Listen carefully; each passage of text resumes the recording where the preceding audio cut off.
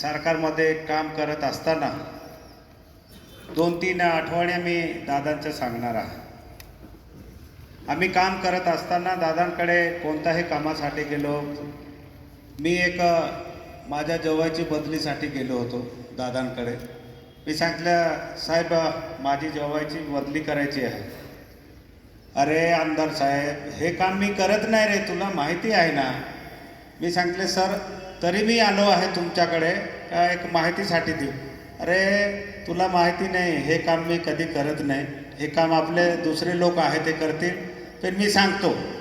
मुझे बंगल्यावर होतो, हे बी फॉर्म दिला दादांनी आणि कुटुंबप्रमुखप्रमाणे म्हटलं की बेटा व्यवस्थित लढायचं आहे, सगळ्यांना बरोबरीत घेऊन चालायचं आहे. म्हटलं हो दादा. दादा म्हटलं आता निघतो. नाही दादा म्हटले की चल माझ्याबरोबर चल. डायनिंग टेबलवर घेऊन गेले.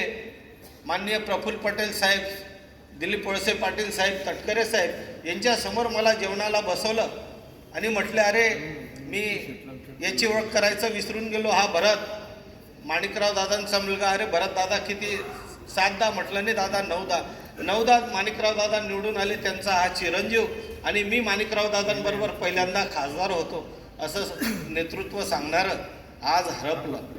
सुषमा अंधारेपासून दमानियापर्यंत मी पाहिलं. त्या दिवशी मी 1.5 तास एकदम स्तब्ध होतो. काही सुचत नव्हतं. मला 1-2 कार्यक्रमाला जायचं होतं लग्नाचं, पण काही सुचत नव्हतं. आणि तेव्हा अजितदादा काय होते तर मला खऱ्या अर्थाने त्या दिवशी समजलं. अजितदादांना असं मी फार कमी भेटलो आहे. दादा माझ्या राजकीय आणि सहकार जीवनामधील पहिलं भाषण मी त्यांचं ऐकलं होतं आणि तेव्हापासून मी त्यांच्या याच्यावरती इम्प्रेस होतो दादा.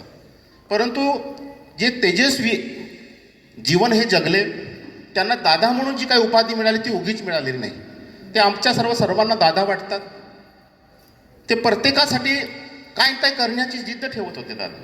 दादाच्या बाबतीमध्ये जी मी ऐकलं होतं की अत्यंत शिस्तप्रिय माणूस आहे आणि शब्दाला जागणारा माणूस.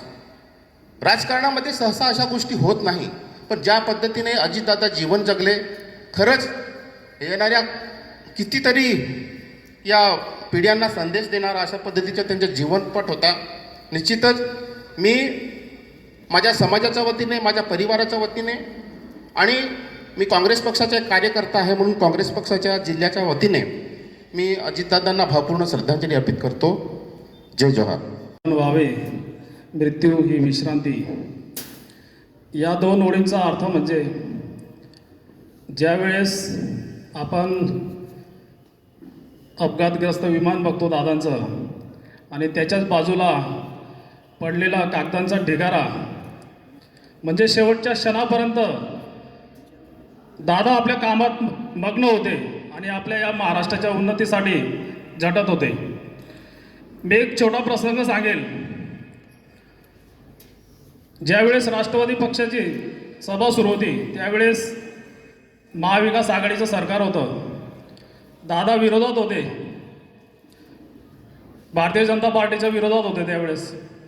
आणि एक सलगर म्हणून युवती कार्यकर्ता त्यांच्या भाषणात मोदीजी आणि फडणवीस यांच्याबद्दल त्यांची जीभ घसरली आणि त्यांनी अपशब्द काढले. तर अशा वेळेस दादांनी जेव्हा त्यांच्या भाषणाची सुरुवात केली त्यावेळेस प्रथमतः त्या कार्यकर्त्यांना, त्या युवतीला त्यांनी त्यांच्या शब्दात रोखठोकपणे झापलं. म्हणजे दादा हे असं व्यक्तिमत्व होतं की त्यांनी त्यावेळेस सांगितलं की मोदीजी हे फक्त भारतीय जनता पार्टीचे पंतप्रधान नसून संपूर्ण देशाचे पंतप्रधान आहे आणि त्यांचा मान हा राखलाच गेला पाहिजे. असे व्यक्तिमत्व बाळासाहेबांनंतर सर्वात जास्त जर गर्दी असेल अंत्ययात्रेत ती स्वर्गीय अजितदादांच्या अंत्ययात्रेत होती. अशा दादांना, अशा व्यक्तिमत्वाला मी भारतीय जनता पार्टी परिवारातर्फे, आमचे प्रदेश महामंत्री सन्माननीय विजयभाऊ चौधरी यांच्यातर्फे, आमदार राजेशजी पाडवी, आमदार डॉक्टर विजयकुमार गावित साहेब यांच्यातर्फे मी भावपूर्ण श्रद्धांजली अर्पण करतो. थांबतो. निघणारं असं नुकसान आज आपल्या महाराष्ट्रातील प्रत्येक राजकीय कार्यकर्ता असो किंवा राष्ट्रवादीचे कार्यकर्ता असो त्यांचं खूप मोठ्या प्रमाणात नुकसान झालं आहे. अजितदादा म्हणजे राजकारणातील खरंच दादा माणूस होता आणि एक दिलदार व्यक्तिमत्व असलेले आमचे अजितदादा यांच्या आकस्मिक काळाच्या अवघ्याने निधन झालं म्हणून राष्ट्रवादी परिवार यांच्यावर आणि पवार परिवारावर जे दुःख निर्माण झाले त्यांच्या दुःखात नंदुरबार जिल्हा शिवसेना उद्धव बाळासाहेब ठाकरे पक्षाच्या वतीने आम्ही भावपूर्ण श्रद्धांजली देत आहोत.